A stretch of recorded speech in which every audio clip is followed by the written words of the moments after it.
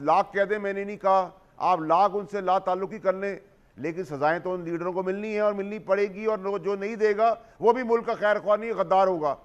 लेकिन ये मैं आपको जरूर, जितना मैं फौज को जानता हूं और जितना मेरा एनालिसिस है और जितना मैं और आप जानते हैं कि ये चीफ इन चीजों के ऊपर कॉम्प्रोमाइजिंग नेचर का आदमी नहीं है। एक पाकिस्तान पे कॉम्प्रोमाइज नहीं करेगा, एक अपने शहीदों पे नहीं करेगा, और एक अपनी फौज पे नहीं करेगा, किसी सूरत नहीं करेगा।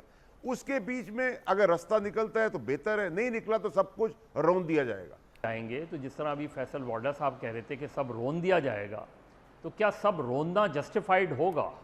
मेरे नुक्ता नज़र से नहीं होगा जस्टिफाइड। चीज़ ये है कि इस पर हम बहस कर सकते हैं इस चीज़ पे कि आर्मी एक्ट जो है वो कहाँ एप्लीकेबल होता है, कहाँ नहीं एप्लीकेबल होता है।